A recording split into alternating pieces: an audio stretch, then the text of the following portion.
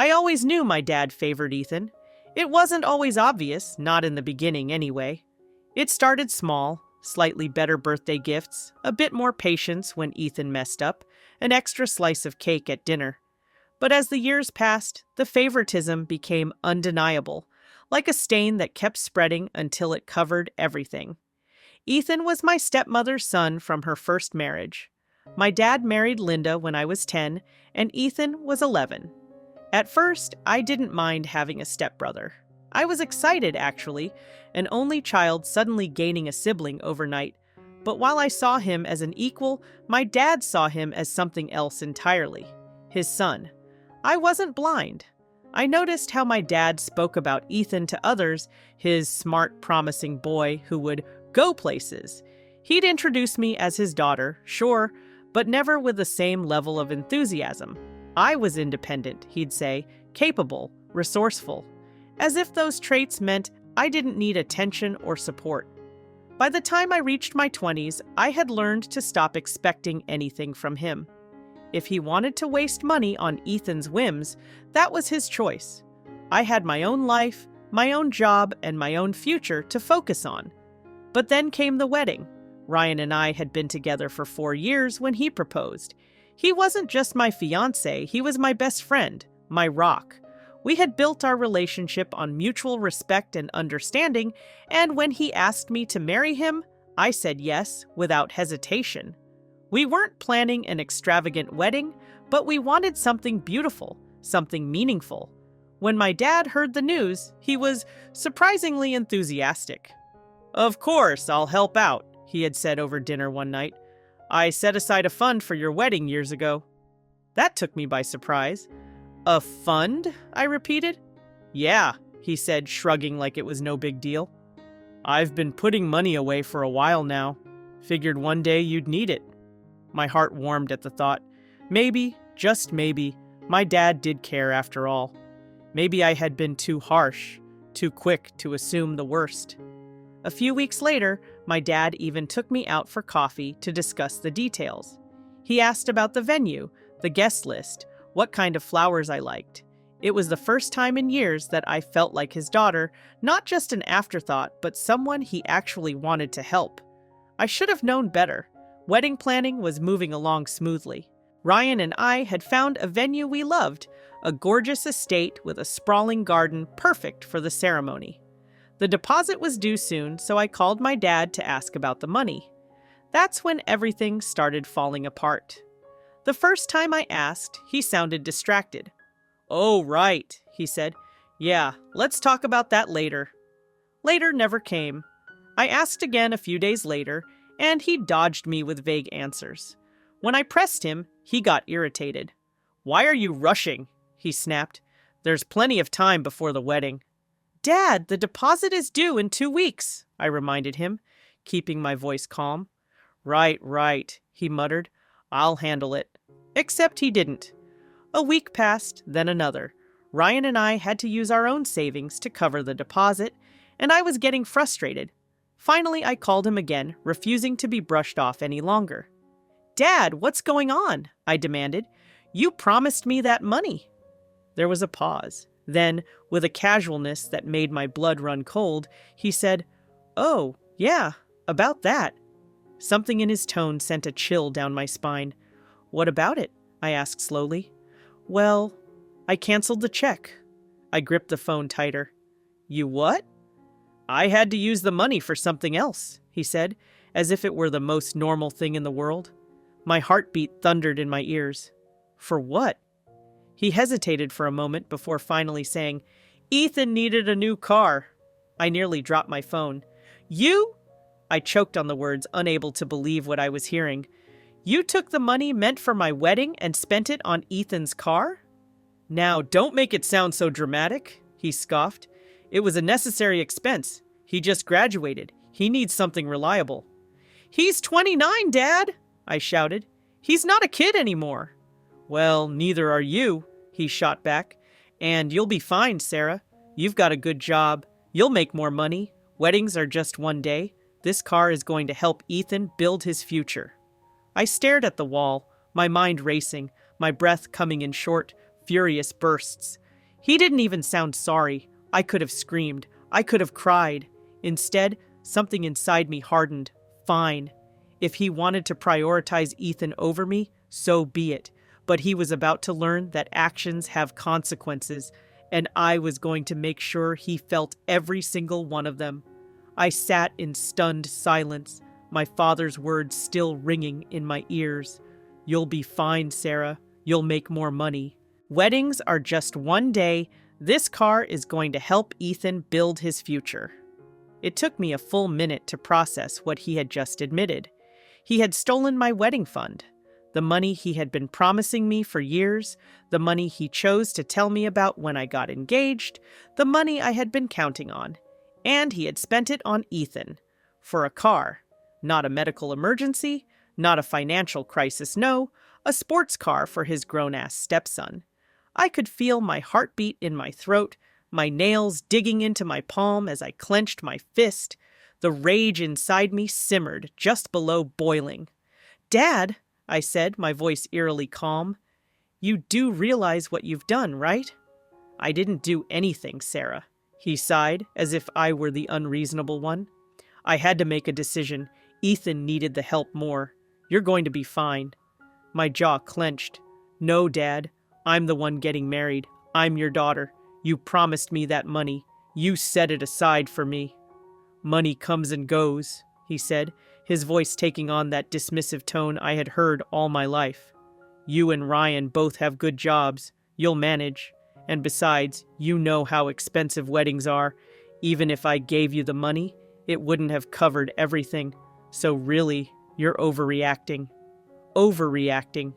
I had to physically close my eyes and take a breath. "Dad," I said slowly, "when were you planning on telling me?" Silence. "You weren't, were you?" I let out a bitter laugh. "You were just going to let me find out when I tried to cash the check. If I hadn't asked, when exactly were you going to come clean?" "Look, Sarah." "No, you look, Dad," I snapped, my voice rising. "I've spent weeks planning this wedding. I have deposits lined up, payments scheduled. I was relying on that money because you told me it was mine, and now I'm just supposed to accept that you gave it away to Ethan?" I could hear the exasperation in his sigh, the way he was already dismissing my frustration. "Sarah, you're being selfish. It's just money." "Right," I scoffed. "Just money. But when Ethan needed it, suddenly it wasn't just money anymore. It was his future, his necessity." "Ethan's in a different place in life," my dad said. "He needed a boost." "He's 29, I shouted, finally snapping. "He lives rent-free in your house. He has zero responsibilities, and you just handed him a luxury sports car while I'm trying to start my marriage." My dad sighed again, like I was exhausting him. "Sarah, I don't have time for this. The decision's been made. I'm sorry if you're upset, but it's done. You'll land on your feet. You always do." With that, he ended the call. I sat there, shaking. He wasn't sorry. He wasn't even pretending to be sorry. I had always known my dad treated Ethan differently, but this was something else. He had stolen from me, lied to me, and now expected me to just accept it. Not this time. I took a deep breath, forcing myself to push the anger down, letting my mind sharpen instead. Fine. If he didn't want to make this right, I would. And I would make sure everyone knew exactly what he had done. The rest of the night, I sat on my couch, my phone gripped so tightly in my hand that my fingers ached. My mind spun in circles, replaying the conversation over and over, the audacity, the casualness of it all. My dad had stolen from me, lied to me, dismissed me, and then had the nerve to act like I was overreacting. I should have expected it. After all, my entire life, I had watched him prioritize Ethan. Ethan's needs always seemed to be greater, Ethan's life somehow more important. But this was a new low. Ryan found me hours later, still sitting in the same spot, unmoving, my anger slowly curdling into something more potent determination. "What happened?" he asked, kneeling in front of me. I told him everything. By the time I finished, his jaw was clenched so tightly, I thought he might break his teeth. "He stole from you," Ryan said, his voice cold. From us. I nodded. And he doesn't think he did anything wrong? Oh no, I said, laughing bitterly. In fact, I'm the selfish one for even being upset. Ryan let out a slow breath, shaking his head. What do you want to do? I looked at him then, my anger solidifying into something sharper. I want to expose him, I said simply. Ryan raised an eyebrow. Expose him? I nodded. He cares about appearances. He loves being the generous father, the supportive parent. Everyone thinks he's this wonderful, responsible man who always provides for his family. They have no idea what he just did to me. And I'm going to make sure they find out. Ryan watched me carefully. How? A slow smile stretched across my face. Family dinner. The monthly family dinner was a long-standing tradition. My dad always hosted at his house, a way to maintain his respectable patriarch image. Grandparents, aunts, uncles, cousins, everyone would be there. And I was about to ruin him in front of all of them. I spent the next few days carefully laying the groundwork. I casually mentioned the wedding fund to a few relatives in passing, reinforcing the fact that my dad had promised me that money. They were all excited for me, some even reminiscing about how my dad had boasted about saving for my big day over the years. Perfect. By the time the dinner rolled around, I had crafted the perfect setup. All I had to do now was wait.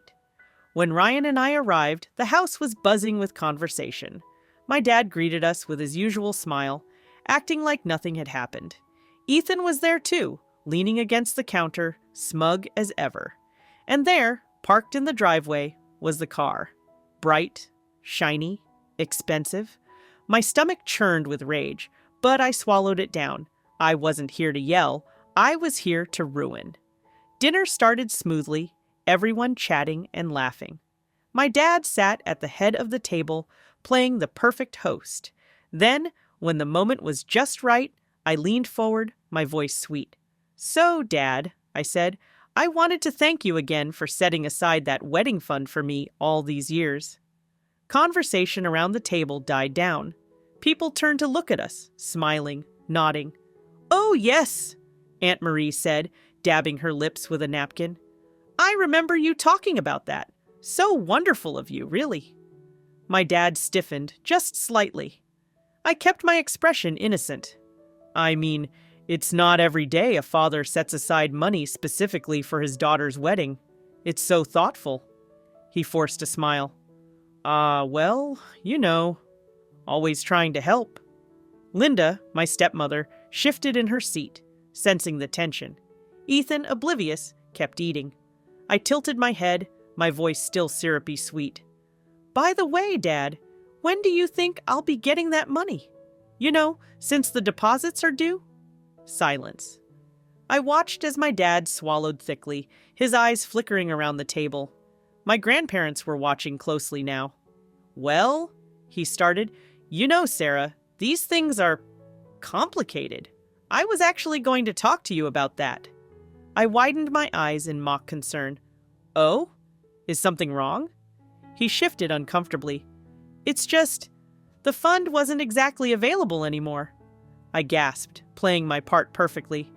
Oh my God, what happened to it? My grandmother frowned. What do you mean it's not available? I turned to my grandmother, shaking my head. Apparently, I said, my voice carrying just the right amount of betrayal, Dad had to use it for something more important. Her eyebrows shot up. More important than your wedding? I let the silence stretch just long enough before I dropped the bomb. He used it to buy Ethan a brand new sports car. Gasps echoed around the table. Ethan, who had been half listening, suddenly choked on his drink. What? My grandfather said sharply, looking at my dad. You spent the wedding money on a car? My dad's face turned red. Now, wait a minute. For Ethan, I emphasized, folding my arms, because apparently my wedding wasn't as necessary as Ethan's need for a luxury vehicle. Jesus, Dad, my cousin muttered. I thought you had that money set aside for Sarah, my uncle said, frowning. I did, my dad started. My grandmother cut him off. Then why does Ethan have a car instead of Sarah having her wedding fund? My dad fumbled for words, his face getting redder by the second. It's not that simple. It sounds pretty simple to me, my grandfather said, glaring. You made a promise, and you broke it. I didn't break anything. Oh, please, I scoffed. You straight up lied to me. You let me plan a wedding knowing full well you had already spent my money on your golden boy? Ethan, finally catching up, held up his hands. Hey, I didn't ask for anything, okay? Oh, shut up, Ethan, I snapped. You knew damn well that money wasn't for you. The table descended into chaos. My dad tried to backpedal, but it was too late. The damage was done. My grandmother looked disgusted. I can't believe this, she muttered. After all these years? Linda, my stepmother, tried to defend him. It's not like Sarah couldn't afford... Oh, shut up, Linda, my aunt snapped. This isn't about money. It's about respect. And your husband just showed that he has none for his own daughter. Ryan finally spoke, his voice cutting through the noise. Don't worry, Sarah, he said, staring straight at my dad. We'll make sure we pay for everything ourselves, since clearly we can't rely on certain people to keep their word. My dad had nothing left to say. He just sat there, humiliated, exposed, and alone. And I had never felt more satisfied in my life. The dinner table had erupted into chaos. My dad was still stammering, trying to find some pathetic excuse to justify what he had done, but the damage was done. My grandmother looked at him like she had never seen him before. I just don't understand, she said, her voice laced with disappointment. You've been telling everyone for years that you were saving for Sarah's wedding. We all thought you were doing something good. I was, my dad insisted, his voice rising. But things change. Circumstances change. Ethan needed... Ethan needed? My grandfather cut him off with a glare sharp enough to slice steel. Ethan needed a damn sports car? More than your own daughter needed the wedding fund you promised her? Dad's mouth opened and closed, like a fish gasping for air. It's not that simple. It is that simple, I said coldly. I leaned back in my chair, arms crossed, watching as my father's world unraveled around him. You chose to take something that was meant for me and hand it over to Ethan, and you weren't even going to tell me. I had to find out by begging for answers. Ethan, still reeling, tried to distance himself from the fire. Look, I didn't ask him to do this, okay? Oh, spare me, Ethan, I snapped. You didn't say no either, did you? Ethan shifted uncomfortably in his seat. I mean, I just figured Dad knew what he was doing. My uncle scoffed. Oh, give me a break. Linda, my ever-useless stepmother, finally decided to chime in. I don't see why this has to turn into such drama. Sarah, it's just money. You and Ryan have good jobs. You can afford your wedding. Why do you have to embarrass your father like this? I turned my head so slowly toward her that she actually flinched. Embarrass him? I repeated. Embarrass him? I let out a sharp laugh. You're right, Linda. Maybe I should have just let it go. Maybe I should have just quietly accepted that my father thinks so little of me that he took thousands of dollars that were meant for my future and gave them to his stepson. Linda opened her mouth, but my grandmother beat her to it. Thousands? She echoed. My dad visibly paled. I smiled. Oh, he thought the worst was over? Bless his heart. Yeah, I said, staring directly at him. Dad, why don't you tell everyone exactly how much you spent on Ethan's car? The room fell into stunned silence. My father shifted in his seat, his discomfort evident. Sarah, that's not really relevant. Oh, I think it is, I cut in sweetly. You claimed the wedding fund wouldn't have covered much anyway, so let's put that theory to the test. How much did you spend? Dad clenched his jaw. I leaned forward. Come on, Dad, say it. He swallowed hard. 50,000! The collective gasp around the table was almost musical. $50,000? My grandmother's voice cut through the air like a whip. That's how much you gave away? I didn't give it away. That's exactly what you did, she thundered, slamming her hand on the table. You stole that money from Sarah. You promised it to her, and instead, you handed it to him like it was pocket change. I was helping, my dad shouted. Ethan needed— Oh, shut the hell up about what Ethan needed, my uncle snapped. He's a grown man, not some struggling kid. You spoiled him, robbed Sarah, and then had the audacity to act like it's her fault for being upset? My dad's face was turning blotchy, a mix of embarrassment and anger. He turned to me, his expression pleading. Sarah, I didn't mean for it to hurt you like this. I just stared at him. I let the silence drag out, let him sit there, exposed in front of his entire family. Then, in a voice cold enough to freeze fire, I said, I don't believe you. His breath hitched. If you cared about how this would affect me, you wouldn't have done it. I kept my voice steady, unwavering. You've always put Ethan first, but this time you didn't just favor him, you stole from me. You took something that wasn't yours to take. And the worst part, you don't even feel bad about it. My father looked like he wanted to argue, but he couldn't. Because I was right. The weight of the room had fully turned against him. My grandparents, my aunts, my uncles, every single one of them looked at him with something close to disgust. Even Ethan had shrunk back, like he wanted no part in this anymore. I didn't realize how much I hurt you, my dad finally muttered. I exhaled, shaking my head. You still don't. I stood up, smoothing out my dress. But it doesn't matter, because I don't need your money, Dad. Ryan and I will pay for our wedding ourselves. You may have taken that money, but what you really lost was me. I turned to Ryan. We're leaving. He stood immediately, his hand already at the small of my back. The silence in the room was deafening as we made our way to the door, but just as I reached it, my grandmother's voice rang out behind me. I'm disappointed in you, son. I turned my head just enough to see my dad's face, his eyes wide, his mouth slightly open, like he had just taken a punch to the gut. Good. I didn't say another word. I just walked out the door, Ryan beside me, my heart racing, but my mind clear. My dad wanted to gamble on Ethan? Fine. But he had just lost everything else. The fallout from that dinner was immediate and brutal. My dad tried to do damage control, of course. He called me the next morning, probably expecting to smooth things over now that the dust had settled. I let it go to voicemail. He sent a text, then another, and another. I ignored every single one. He didn't get it. There was no fixing this, no casual apology that would undo what he had done. He had made his choice, and now he had to live with it. And the consequences? They came fast. A few days later, I got a call from my grandmother. You know, Sarah, she said, her voice thick with disapproval, I've been thinking a lot about what happened. I leaned back in my chair, sipping my coffee. Oh? She huffed. Your father. I just can't believe him. The more I think about it, the angrier I get. He lied to all of us.